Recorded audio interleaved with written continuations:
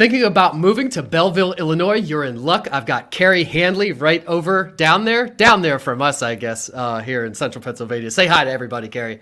Hi.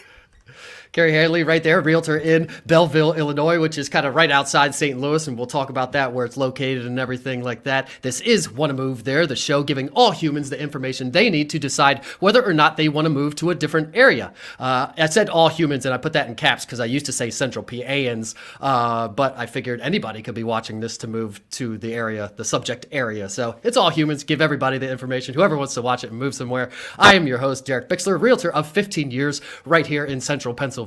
I grew up on the Hill in Harrisburg, Pennsylvania. That's what we call it. Allison Hill, actually, but we like to shorten it even more if you live there on the Hill. Went to Mechanicsburg High School in Mechanicsburg, Pennsylvania, and went up to Penn College of Technology up in Williamsport, Pennsylvania, where the Little League World Series takes place. That's their claim to fame. We always hated it because it gunked up the one road that goes into town, and it was like the move-in weekend.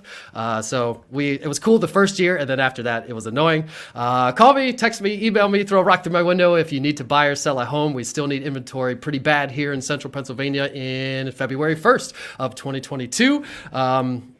And we'll talk about the inventory in Belleville and that area in a little bit. And a reminder that whether you're watching live or on a replay, ask a question in the comments, or if you know either myself or Karie, hit us up in the comments and say hello and say where you're watching from, because we have a vast network of people all over the globe, real estate agents, but also lenders and all other kinds of people. So say what's up and tell us where you're watching from. And a reminder that all the replays are on YouTube, Instagram, LinkedIn, Facebook, iTunes, Spotify, Google Play, wherever you'd like to consume your content, whether it's in audio podcast form or the video version, you can catch it there. And now, without further ado, I will bring in Karie. You said you don't watch movies, so my normal question of what was the last movie you watched while I bring up your bio, you're not going to answer. So we will do what's the last book you read? Say hello first, and then tell us the last book you read. Hey guys, so the last book that I read was actually a really good one, and it was Start With Why. I was tasked to read it because I'm on the Leadership Institute committee for our association here. And so they wanted us to be able to connect why we became a realtor with that book. And so it was actually a really good read. So I recommend just reading it. Mm-hmm. Nice. So you're on the board? Well, I'm in the training program for the leadership program. Gotcha. Okay. Yeah. And is that with the state or is that with the local association? It's because we have it here too, and I feel like it's run by the state, maybe? No? Yeah. No, ours or is NAR? local. No, ours is just with our local. Our local board here is RASI. So yeah. Gotcha. Yeah. And you didn't actually grow up there. You grew up in San Diego, California, and you went to Lincoln High School. Where's Lincoln? Is Lincoln in San Diego? It is. It's in San Diego, a smaller city. It's towards like National City, like a little section of San Diego. But yeah, sunny San Diego is where I'm from. And for all the Lincoln High School people out there that might know, what's the mascot? And you go whatever they are. Go Hornets. Go Hornets. I like that one.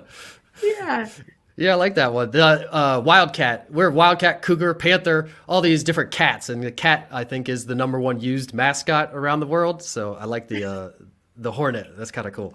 And you went to college at Mira, Costa College. Is that in San Diego too? You know what? That was actually in Oceanside, still San Diego County, but it's just north a little bit, about 30 miles north. Okay. And you went for sociology. That should help you out a little bit now in what you're doing as a realtor, possibly. What made you go into sociology?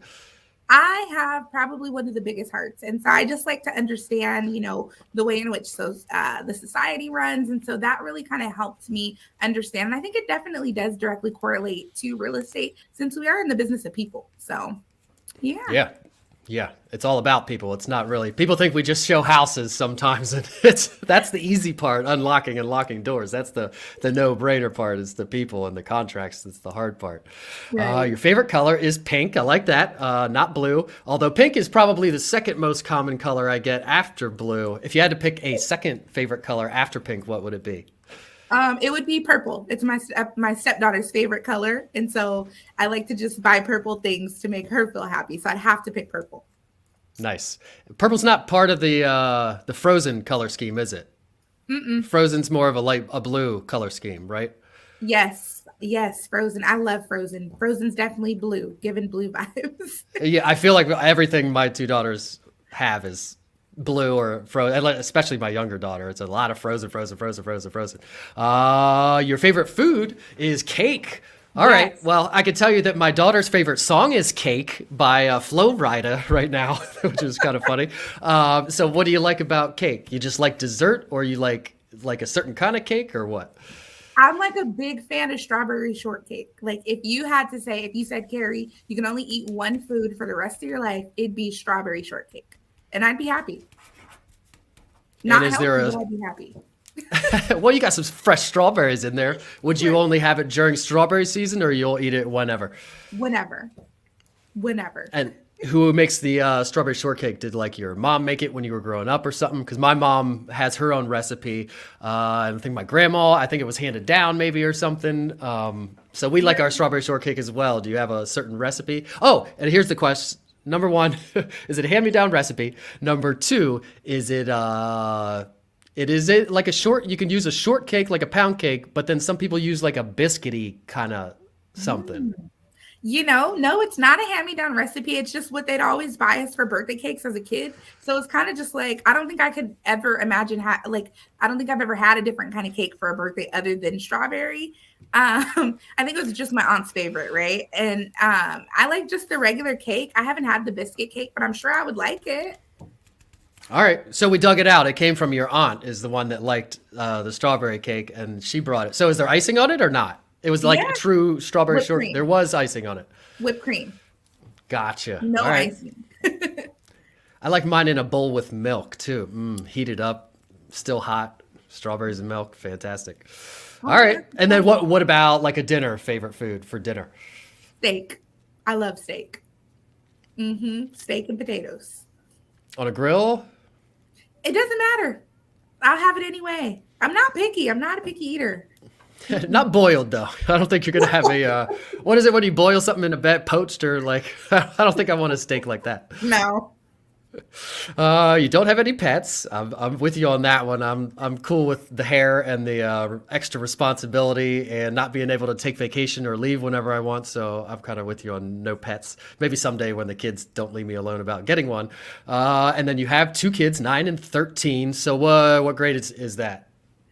So the 9-year-old is in 3rd grade, and then the 13-year-old is in 7th grade. So 8th grade. He's going to high school next year. Oh, is he like a year ahead? Maybe? Is that early? You know what? I think they skipped him up once. He's my stepson, and then they wanted to skip him up again, but he was just so young. His reading level is like a college grade. So yeah, really smart. Good for him. Yeah. Smart kid. Yeah. But you don't want to be too tiny and move up too much. Exactly. Yeah. And I'll just say, enough. What's that? Not be mature enough to be in high school because you're really a kid. Yeah, for sure. And if you wanted to play sports or something, you're always the smallest kid and you probably never play or something. Right. I will say at 13, beware, that's when I got my first earring, back when guys with earrings were cool back in the day. I think I asked around 10 because my older friend got an earring, and my mom was like, when you turn 13, when you're a teenager, you can get one. And she thought I would forget, and I didn't forget, and they had to go through with it. And I got my earring at 13, which I don't wear anymore, thank goodness. Not a knock on anybody out there that wears earrings. It's just kind of they're not really a thing anymore, like they used to be. Man jewelry was very in in the 90s and early 2000s, I think. I love it. And you're married to Art. Does he go by Art or Arthur? He does Arthur go is by what Art. you put here. It's Arthur, but he goes by Art. Yeah. Okay. So we've been married just a little over a year. Oh, awesome. So your stepson, the 13-year-old is the stepson that came with that? And the girl, she's also my stepdaughter. I just call them my kids, but yeah, they're my kids. Mm-hmm. Nice. Awesome. And then do you ride motorcycles together, or because that's what you put for your hobby, does Arthur also ride motorcycles, or is that your way to get out of Dodge and get by yourself? No, he actually rides too. We actually met at a really big motorcycle ride. So that's how we met. So that's what we do. Oh, sweet. What kind of, like a crotch rocket or a cruiser or what? I actually just sold, not just sold, but a few years ago sold my pink crotch rocket. Obviously, it had to be pink. So now we have 2 cruisers. He has a Harley. I have a Suzuki. Nice. And what's the reason for the change? Just because you're getting older, you don't need to be doing all that. It seems uncomfortable. I've never ridden a motorcycle, but it seems like they would be crotch rockets would be uncomfortable for long trips. It was, and I found myself riding way faster than I needed to, like way faster. So I said, I need to calm down and get something that doesn't even go that fast and keep steady. And what kind of was it? A Honda or Yamaha or something? I don't know much about it, but I know crotch rocket people out there probably want to know what it was and tell us the CCs or whatever model it was. So I had so many. So I started on a Honda CBR 250 and then moved up to a GSXR 600. That was the pink one. And then I like to keep more than one at one time. So I also had another GSXR 600, a Gixxer. And then I had a Yamaha R1. So a 250 would be a good place for somebody to start, and then you move up to a 600 because the number denotes the size of the engine, right? Yeah, they find that though when you get the 250, you move up pretty quickly. So I always say just start with the 600 because once you get used to riding, it's only like a 7-pound weight difference, so it's really not that big of a deal. But it goes like so much faster, right? So you grow out of the 250 so quick. So save your money and just get you a 600. Gotcha. Don't waste your time. And then your cruiser, is that a Harley or what? Did you say what that was? So he has a Harley Road King, and then I have a Suzuki C50. And do you have those? They have like Bluetooth and all that, and you could talk to each other these days? No, well, we don't have those. He doesn't ride with anything in his ears. I like to ride with music. So if I don't have music, then it's not a good ride for me. And he likes just silence. And what about helmet law there in Illinois? I know Pennsylvania up until a few years ago, maybe it's more than a few, maybe it's more like 10 now, but it was in my lifetime, it switched from having to wear a helmet and now you don't have to wear a helmet. Do you have to wear them down there? Do you guys wear them? You don't have to, but we do just for safety because, you dress for the slide, not the ride. So I want to be protected. So I wear it. I like that saying. I've never heard that one. I have heard like every rider either has fallen or will fall. There is no like you're not ever going to fall. So that makes sense. Yeah. Nice. All right. Let's well, look, before we bring up Belleville and start talking about where you're at, how did you get into real estate? So you went to college for sociology. Did you do anything between then and now being a realtor? Not directly tied to being a realtor, but I worked for the banks, for big banks, for like the last 8 years. And I did a lot of mortgage loans, HELOCs, processing. So I was super familiar with the process, not necessarily the process of opening doors and showing houses, but the financing piece of it. So I've always wanted to get into it, but I just could never pull myself out of my career because I had worked so hard to get there kind of a thing. But when we moved out here, I said, it's really time for a change. I've kind of hit the ceiling in banking. I've done everything from, like I said, loan processing to being a teller to running a few branches to selling merchant and payroll services. I said, I've done everything there is to do. And I'm really passionate about looking at houses, right? And so I just, on a whim, I was still working at the bank, took real estate school while I was at work on my downtime, took my test, passed it, and said, guys, it's been fun, but I'm out of here. And then we moved here. And so it just kind of worked out. That's awesome. And did you say you originated loans as well? Yeah. So we originated the loans and did the processing mostly for HELOCs and personal loans, but just a little bit of mortgage in there as well. So, yeah. And did you have friends that were realtors that you interacted with? What made you want to do that side of it rather than, because a lot of it's somewhat, the paper pushing part of it is kind of similar. It's just a lot of collecting and keeping things in order.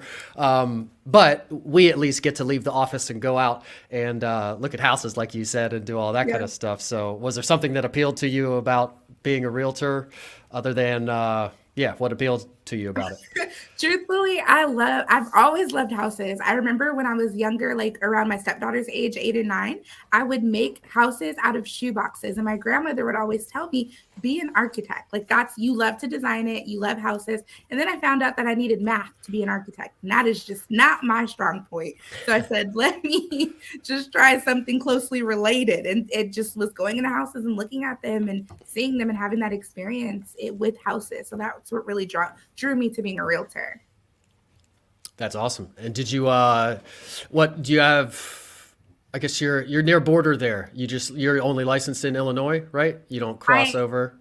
I am only licensed in Illinois. So I started getting licensed before we moved here. And so I actually started my license in Missouri. Then when we moved here, I met a licensed agent in Illinois, and she's like, come to my brokerage. And so I switched my schooling over to Illinois. So I finished half of Missouri and then switched it to Illinois. So I'm actually going to go back and restart my Missouri probably this week or something. Nice. And now I'm going to bring up the map, and I'm seeing that it is not loading correctly, which is going to annoy the crap out of me. We'll just skip this part if I can't get my map to show up. Let me switch over to it. Refresh. Let's refresh it. How about that? Belleville. There we go. So I like to, in case anybody's watching from somewhere outside of the U.S. or just even us United Statesians, us Americans don't know where anything is. That's why part of the reason I kind of like this show is because I learn where places are. I generally know where Illinois is and St. Louis, and but definitely never heard of Belleville before, and I'm going to know all kinds of stuff about it. So here's our globe, our Google globe. You can see the pin right here where Belleville, Illinois is located, and I will zoom in here. You can see it is southeast, kind of on the border, and right outside to the southwest of St. Louis.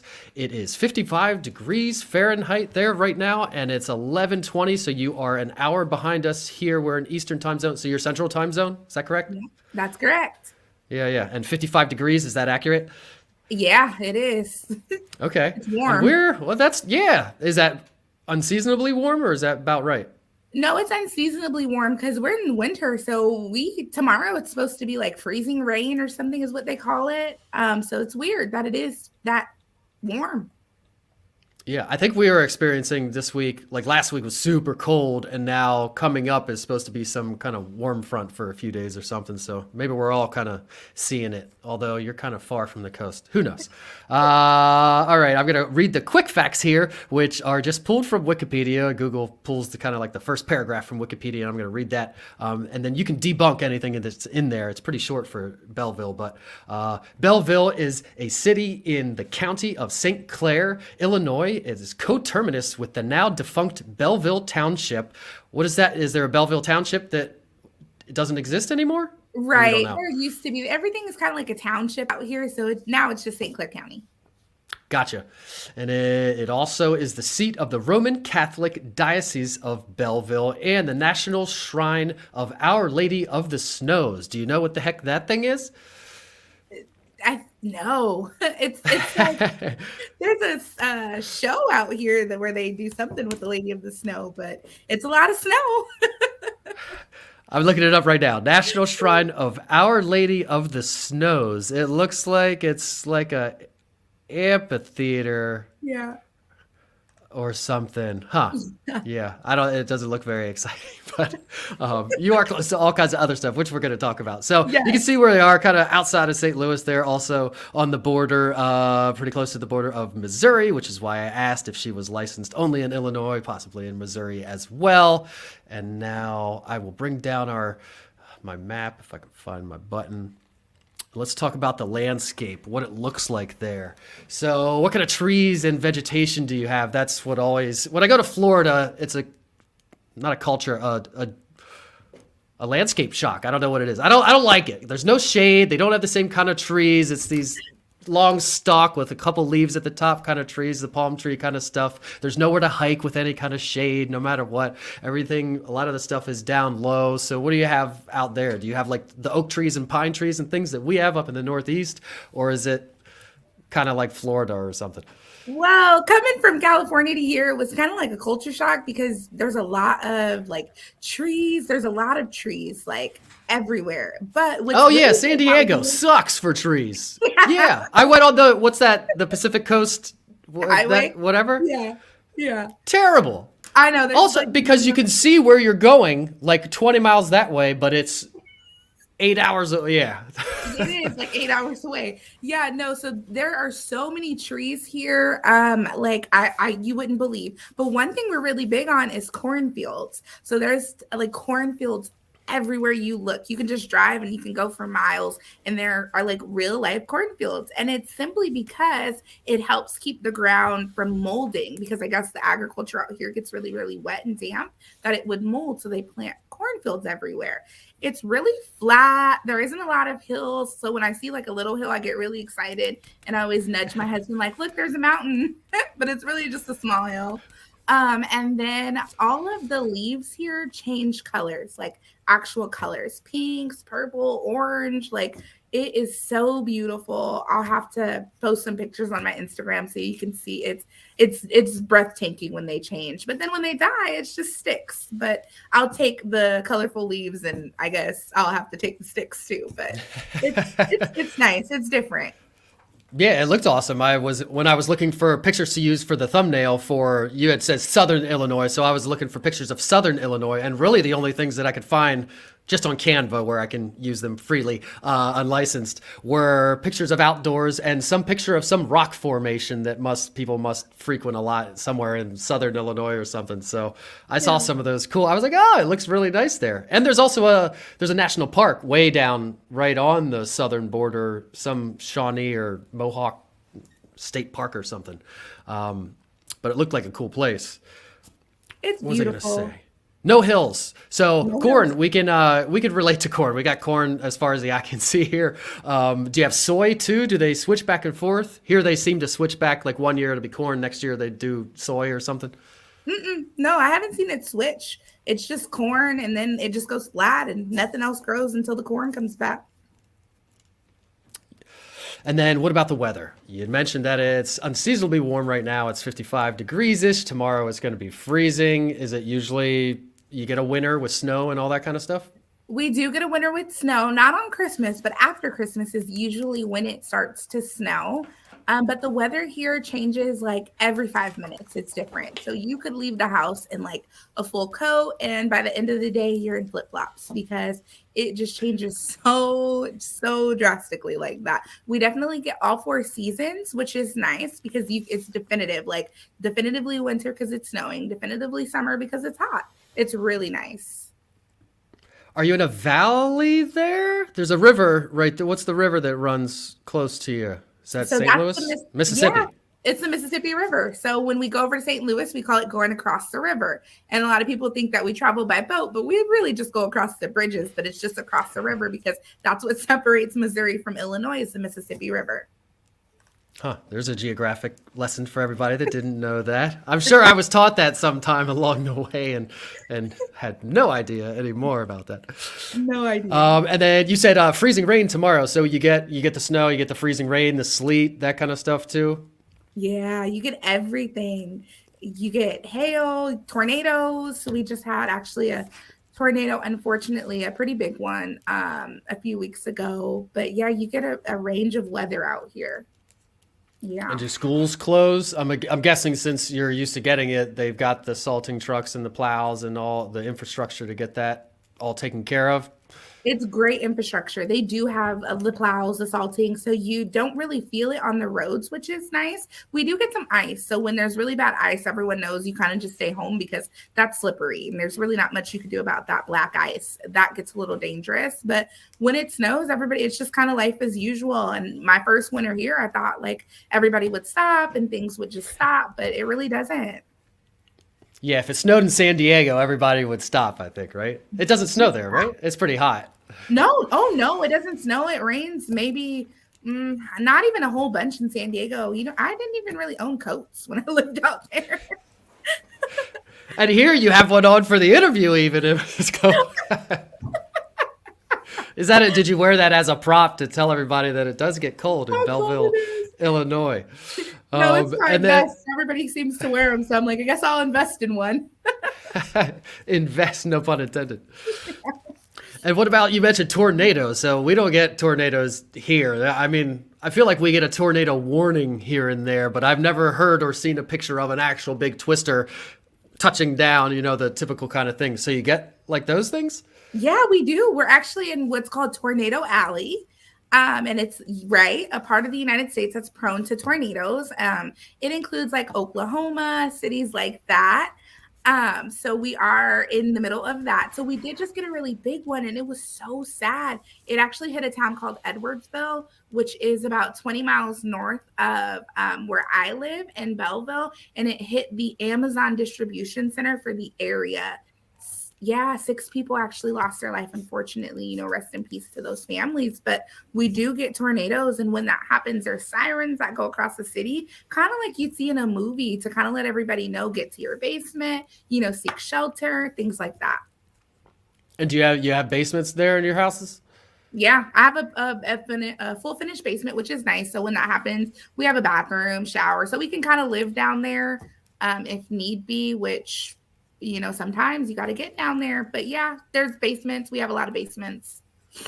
Is there any kind of special insurance for tornadoes? Is there tornado insurance, or you insure against flooding and water damage or something, probably?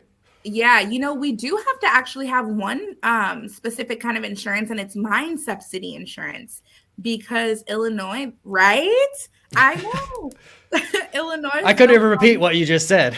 Yeah, it's mine subsidy insurance because Illinois is built on a lot of coal mines. So yeah, you have to insure your house for that, because you could be living on top of a mine and that hasn't been filled. So you get insurance for that, and your insurance company knows that, and they're familiar with that in the state of Illinois. So it could cave in and kind of be like a sinkhole. The mine down underneath you caves in, and then your house above caves down in. Yeah. Oh, wow. And I thought it got when I heard that at first, when I first started selling real estate out here, I was thinking like it just happened like boom, and now you're in a hole. But there are usually like steps and levels, and you'll start to notice the foundation shift, cracks in the foundation, things like that, before it usually just, you know, subsides into a mine. Yeah. Huh. And then do you have hurricanes, or is that more like a coastal thing? You have the tornadoes as far as wind goes. You got tornadoes, but you don't get hurricanes. No hurricanes. And any flooding? You're close to the river. There's probably creeks and things that feed into the river. So there are places that flood sometimes, probably. Yeah, we do actually have some flooding. So they actually built really good infrastructure because we had a big flood. So a lot of our cities that border the Mississippi River, like East St. Louis, Granite City, some of those a lot of those properties are in flood zones. So it's really important when we go out and show those properties that we check FEMA and we make sure that the house isn't in a flood zone. And if it is, and you still want to move forward, you know, what flood insurance would be like, because it could get a little costly. So just doing that due diligence out here is important with the Mississippi River. Yeah, totally. It can get very costly, and it's not going to get any cheaper as things get more frequent and they don't want to insure that type of thing anymore, and the government gets out of it. It's going to be very costly. Build it on stilts. If you're building a new house close to river, close to water, build it on stilts. That's probably the best. Like they do at the beach, right? They build them on stilts with the garage thing underneath. Yep. Yeah, totally. So commuting and local travel, you're close to St. Louis. Is that where everybody that lives in Belleville works, or what's the commuting like? Where do people work? Yeah. So, you know, in the city, commuting's actually fantastic. If you don't have to leave Belleville or Allen, Shiloh, it's perfect.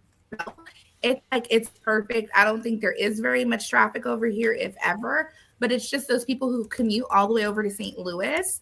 Then, you know, you got to get on the freeway and you could be battling traffic. It's still not as bad as like some of the traffic like LA or New York. It could be about 35-minute commute. So not too terrible, but it is definitely some bit of a commute. Yeah, it's not bad. And do you have Easy Pass and toll roads? No, you don't need it. You don't really need it. It's not that bad. Traffic is not that bad. No matter what time you go, a little bit of slowing, but nothing too crazy. Yeah. Unless so nobody in your area owns an Easy Pass. Like, what if you went on a driving vacation to a state that has Easy Pass? Would you just pay cash or whatever? Yeah, when we go through the tolls, there's some in like Oklahoma and Kansas when we drive through those places, we just pay it. And it's really cheap. It's not expensive at all, because I'm used to California tolls and, you know, things like that where it could be a little bit more costly, $5, $6, $7. Here it's like 50 cents, $1, nothing crazy. And then what about the age and condition of the roads and infrastructure and the bridges here in central Pennsylvania? Everything's old, and everybody drives through our state going north and south, a lot of logistics. So everybody beats up our roads, and we have the winter and the snow and the ice and the plows and all that kind of stuff. So here, you kind of feel like there's always something under construction. They're always widening something or repaving something or something's getting redone. All our bridges suck and have to be replaced. So what's the age in the infrastructure like? Yeah, over across the river in St. Louis, they are like forever doing construction on bridges and roads and things like that. And there's potholes. But over here on my side and towards Belleville and O'Fallon, Shiloh, those cities over here, it's actually great. There isn't very many potholes. It isn't crazy because I think the city spends so much time like taking surveys of the road. I just had a meeting yesterday with the mayor and he was talking about how like dedicated he is to fixing the roads. And I think that that's why they keep it up so well, because they actually know what's going on with that stuff. So on this side, it's not bad. But once you cross over to St. Louis, it's something different. That's their problem. Yeah. So what about public transportation? Do you have any trains, buses? We'll talk about airports and planes later, but trains, buses, subways, any kind of public transportation? Yeah, so we have buses that go over. We have buses that run through the city, but my favorite is the Metrolink. And it's like I wouldn't say a subway because it's not underground. It's like a trolley system. And it's great. I actually really love it. If you're coming from over on this side and you're crossing over to St. Louis, you can cross the Mississippi River, which is nice to see. It's kind of like sightseeing. And then you can see the arch because, that's the big tourist attraction. And then we have the Ferris wheel, which is kind of like a boardwalk area where there's restaurants and things like that. So it's actually pretty scenic. And then you cross through Forest Park, which is beautiful. It's like a big park. That's where the zoo is, which is free, by the way. And then the airport, it takes you all the way through the airport. So you can just jump off the train and head straight into the airport. It's so convenient. So it's like a monorail? Mm-hmm, exactly. Oh, yeah, that's cool. It is. And is that just because it's cheaper to do it that way? Or you didn't research it, obviously, so you don't know. But it's probably cheaper, I would guess, just to put it on stilts than to dig a big hole everywhere, right? Yeah. And I think St. Louis has a lot of power grids underneath the ground, which is interesting because, like where I'm from, they're big towers and they, live in the power grids. They kind of run along the trees, but theirs are underground. And so you see the big manholes with the steam coming up like Marilyn Monroe, but that's why. Gotcha. Okay. Yeah. And then what are the common employers and industries there? Do you have military, the colleges? Obviously you have medical, any big brands, anything you can tell us about who everybody works for? Yeah. So Scott Air Force Base is big and that one's over here close to O'Fallon. And that's where my office is. So Scott Air Force Base is over here. And then coal mining obviously is important because that's a big part of Illinois. And then another really big one is healthcare. And one of the big heavy hitters when it comes to healthcare is a company called BJC. I feel like as everywhere I drive, all the buildings are BJC, all the hospitals you see BJC. BJC is just very prevalent for healthcare employees here, which obviously is an important field, especially right now. So. What does that stand for? Is that a college or something? It's like Barnes Jewish Center or something. So Barnes, that's actually the really big hospital in St. Louis. It's the biggest hospital I've ever seen. When you drive through, you're like, man, I'm still passing the hospital and it's been feels like a mile. So yeah, they pretty much, like I said, dominate the healthcare industry over here. So nice. And then with the coal mining, is that on a decline? Well, it's not on a decline because we need coal here. Like that's kind of how we sustain. I know that they just passed a big energy bill because obviously we want to do better for the environment, but that's not until ways down the way till they start to implement it. But it is in the works. So that way we can stop mining so much coal and just be more environmentally friendly. I know that the lawmakers are trying to be conscious. But for now, you can do what the New River Gorge in West Virginia did. It was like a coal mining and also timbering, I think. A lot of that kind of stuff that kind of everything just left and there was nothing left. So they just started promoting extreme sports. So now they have one of the biggest bridges that you're allowed to jump off one day a year. They have some of the best. They purposely built a lake to make a river, which is one of the best places to whitewater raft in the country, in the world, actually. So I think that's what all the coal towns need to do, and they're all out in the wilderness usually. So we are. And is Belleville like a coal kind of town, or? Yeah, there's a lot of mines and stuff around, so it is. And then what about, where's the state government? Is St. Louis the capital of Missouri? Um, so our state government is Springfield, Springfield, Illinois. It's actually just a small little town. I thought it would be like really big, but it's actually not. But it's about 2.5 hours away from here, away from me. And it's kind of a boring drive, but the capital of Missouri is St. Charles. Gotcha. Okay. Reason I ask is, yeah, because the infrastructure for the state government would be there, which usually employs a lot of people and keeps places steady. Any colleges, or I'm assuming at least St. Louis has some colleges around there. Yeah. Any community colleges as well? Yeah. So over in Missouri, there's Mizzou. And then over here on this side, we have SIU, which is up in Edwardsville. And then we have SWIC, which is a community college here in Belleville. And it's in some of the other smaller towns too. You know, you have those like not radio campuses, but not just the main hub, but there's a really big one here in Belleville. So that's a big employer too, is the colleges. Southwest Illinois Community College, is that what SWIC is? Yeah. There you go. We have Hack, Harrisburg area. We have Lack, Lancaster area. All ours are Lack, Ack, Whack, Sack, all these different acts. And then what is there to do? Obviously, you have the Mississippi River there, which probably has some kind of water sports and stuff, and then food and all that kind of stuff. So tell us about what there is to do there.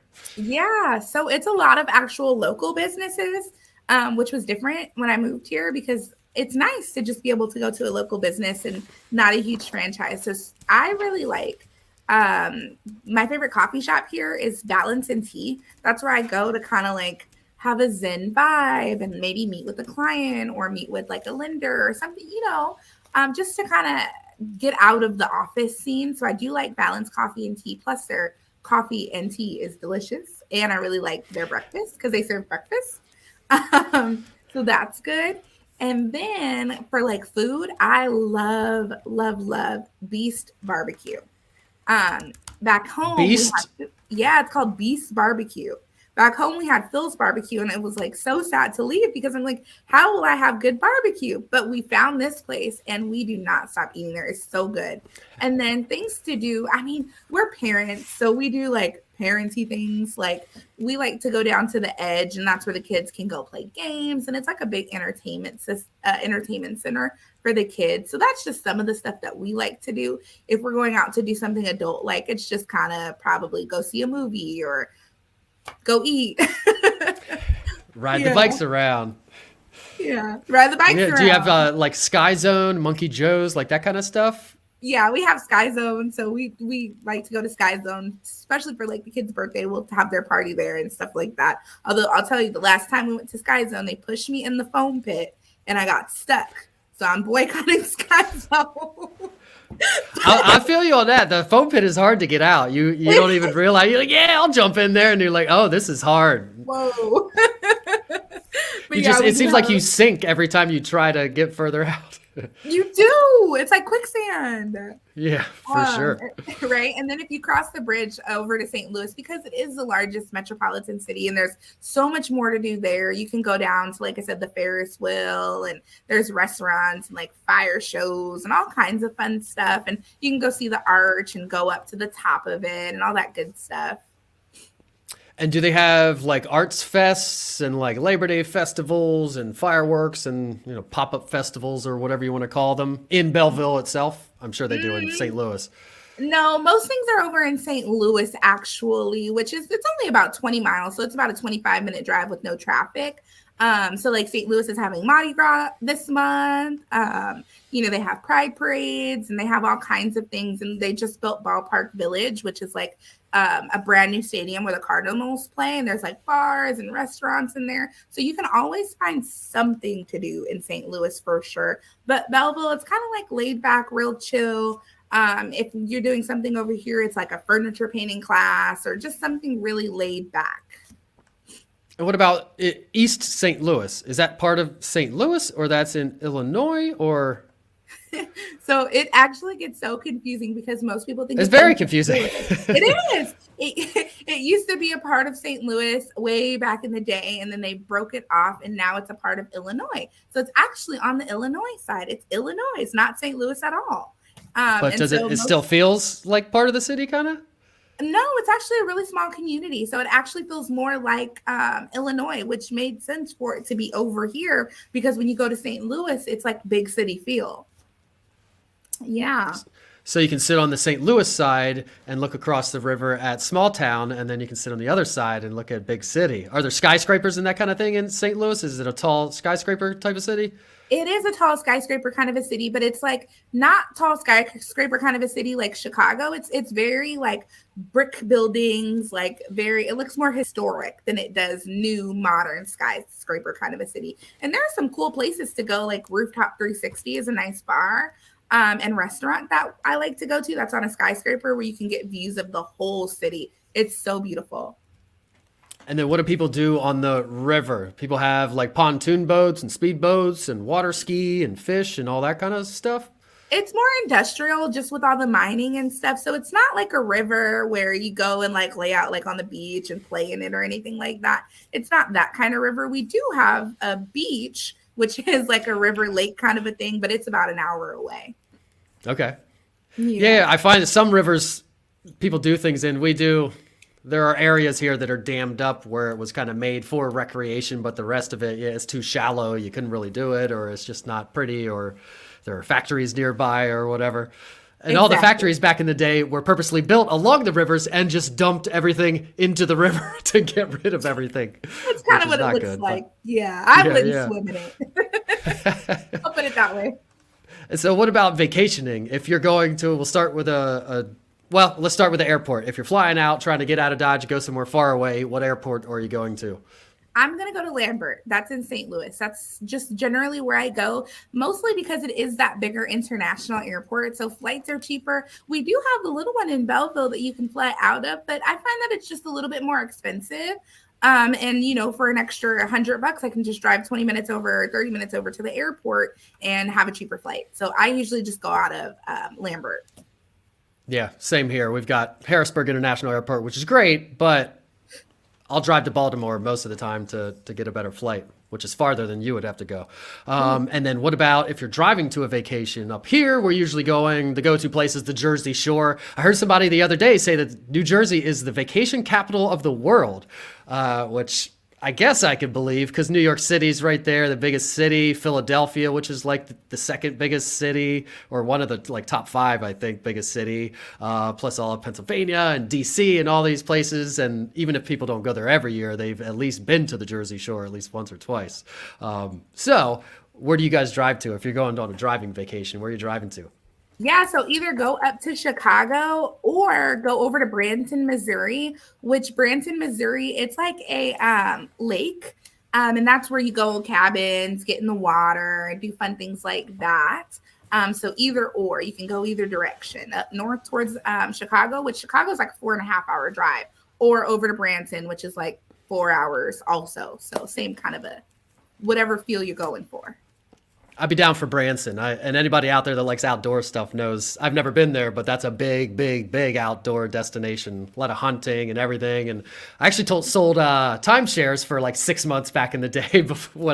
I've sold just about everything for like 6 months before I got into real estate. And timeshares was one of them for Blue Green, maybe, I think. Okay. And Branson, they had one. And that was the easiest sell because all the outdoors people just knew it and wanted to go there. Really? We got roped into a timeshare presentation last week in Miami because I can't say no. Well, you get a free trip out of it, right? You get like 2-3 days free at the place. You just have to sit for 12 hours being grilled. Yeah. And I didn't do that part. I sold them like in the mall, and I didn't really care either. That's why I did it for 6 months only. So if you wanted to go to a concert or some kind of big event like that, where are people going? You mentioned St. Louis has sports teams and things. What stadium would Justin Bieber come to? Definitely over in St. Louis because they have the Blues, which is the hockey team. And then they have the Cardinals, which is the baseball team. So everything is definitely over in St. Louis. I don't even think there really is a stadium in Belleville to have like a big Justin Bieber concert. So when celebrities come, they go over to St. Louis, definitely. I haven't been to one yet, though. Are there any small theaters? That's more my jam. I'm not going to a stadium to watch anything in my older age. I'll either just sit on the couch and watch it on the HBO special, or I'll go see it in a nice small theater with comfortable seats and the people where I can actually see them. No, we don't have any of those. We do have small movie theaters though, which is different. Like they're all like individually, locally owned. Like we have a really nice one up in Edwardsville, which is called the Wiley Theater. And it's cute and small and really quaint. But yeah, no, it's just such a relaxed city, and there's not really a lot of concerts over here in Belleville. What kind of music? What would you say the music genre of the town would be? Would it be country? Yeah, that's what I would guess. So it is kind of country. Oh, yeah. It's totally a country little town, and it's country music, and it's a place that you come to retire when you want like a slower pace and it to just be, quiet. This is where you come. And what about bowling alley, skating rink, all that kind of small town stuff? Do you have a small town bowling, skating? Yeah, so over in the Edge, you can find a lot of stuff. So that's where a lot of like the activities like that would be in the Edge. And then right across the street is the bowling alley as well from the Edge. So everything's kind of like the Edge is the hub for things to do family related. And so. What about a drive-in theater? Do you have one of those? We do have a drive-in. It's actually, there's one in Belleville, right? I know, right? Right down the road from my house. I've never seen it on. I know, but everybody. So it exists. You've just never been to one, or you don't know that it actually runs anymore. Everyone says they go to it. I've just never seen it happening. So I guess I'm not a movie person though, so I won't really look to movies. I actually run from movies because if you sit me down for 2 hours, like I just would rather be working. I'm such a workaholic. Well, you also have kids, and the movies at movie theaters or at drive-ins usually it doesn't start till it's dark. And in the summer when they're doing it, dark isn't till like 9 p.m. probably. So that's why I don't. And they're always double features, so they don't even start till 9. I go to bed at like 8 or 9. And these if I can. These little bougie kids, they want like recliners, 3D glasses, like that's what they want. And the little drive-in, it's like a few little screens. It's not what they're used to. Gotcha. So. Yeah. You would like, we had Garth Brooks come to our drive-in movie theater because during COVID, he was touring drive-in movie theaters for concerts, and he actually came here. I didn't see it, but we were lucky enough to have a working drive-in still that he could go to, because he wouldn't go to ones that were just sitting there not actual running businesses already or something. I don't know. Anything else about what to do? Kind of just. You definitely have outdoors. If you go south, there's like state parks and stuff. So it looks like there's outdoor fishing, hunting, all that kind of stuff. Oh yeah, definitely tons of outdoor. It's most of what you do. Most of what people do is outdoor. Like hunting is big out here. Like you said, fishing is big out here. It's a town for more outdoorsy kind of people. And then the question everybody has on their mind if they are moving there is, what are they going to get for their money?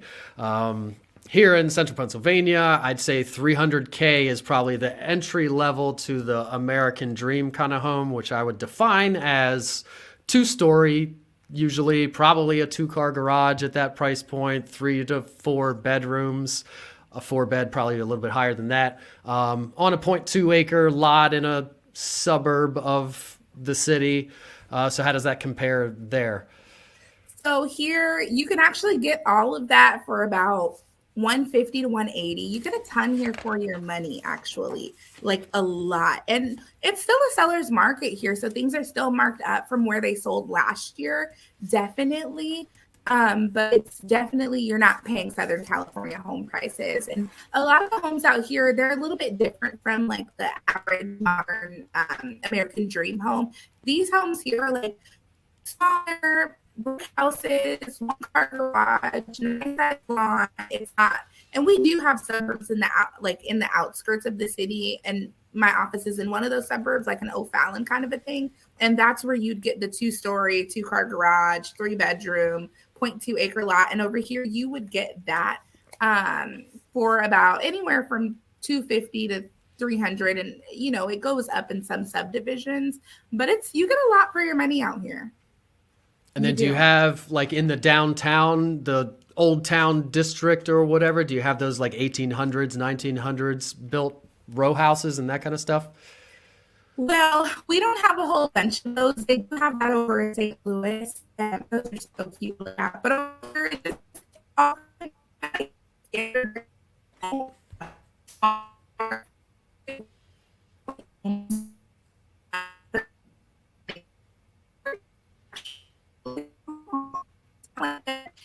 always says it looks like something out of a movie, you know, the older city movies.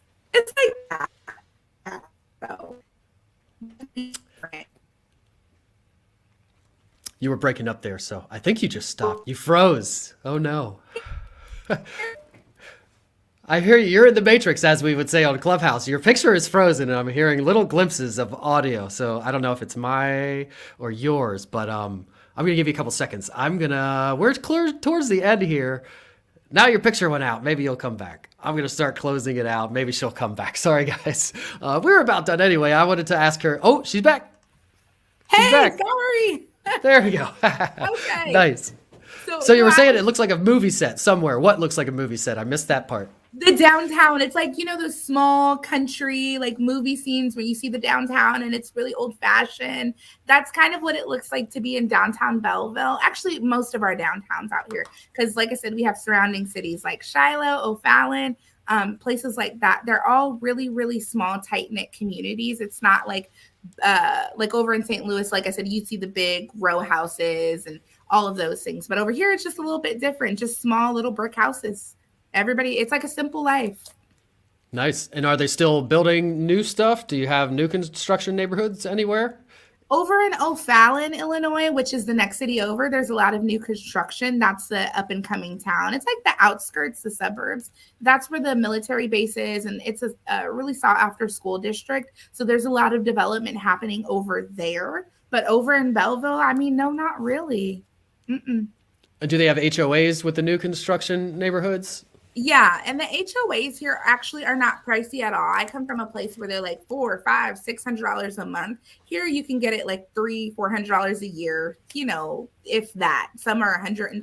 It just depends on the subdivision. But yeah, there are some HOAs over this way in O'Fallon. And they're not like gated communities with golf courses and clubhouses and restaurants and all that kind of stuff. It's more of an HOA to govern and make sure nobody paints their house pink and puts weird curtains in their windows all the time and doesn't have a kennel running out of their house and somebody has to pay to keep the monument sign at the entrance up and mow the grass around that thing. So is it more along those lines and not like paying for a bunch of amenities? It is along exactly what you said, just making sure that the sign's maintained and people's houses aren't pink. My house isn't pink, but stuff like that. Some places pink houses are cool, like in Cape May, New Jersey, with all these Victorian ones. Everybody paints them cool, but not cool in a new construction neighborhood. No. And your picture froze again, but I can still hear you. That's all right. We're close to the end. But I do want to ask you about the luxury market. So say somebody's moving there and they've got a budget of like, I mean, if you're starting at 180, they don't need to have too high of a budget to be in the luxury market there. So maybe define what you would define as maybe the luxury market, what it starts at. Maybe it's 500, maybe it's 750, and then what people would be buying if they were in that upper price range.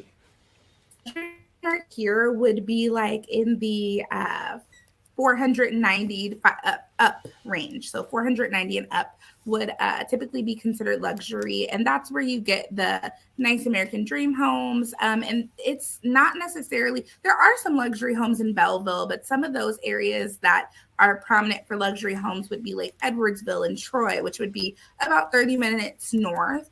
And that's where you would get the 3 to 4 bedroom house, you know, a half an acre lot.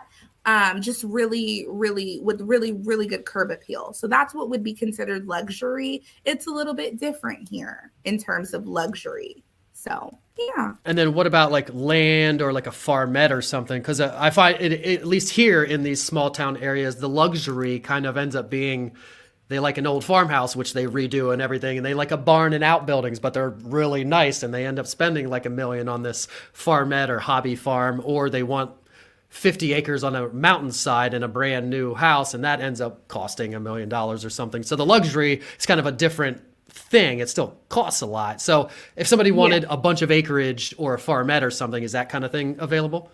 It is. It's not as common as you would think, with it being such a country like region. So there You are said corn's everywhere. I can't buy a cornfield. No, not really. But I mean, those tend to sit a little bit longer. Out here, people are looking more for the single family residence. It's like a more working class area. So those you don't see on the market that often. We do have some, but again, those would be on the outskirts. Belleville is kind of like a commuter city to St. Louis. So it's just more residential. But we do have Mascoutah, which would be considered, that's where a lot of the farm areas are. We have Summerfield, there's some that's considered USDA.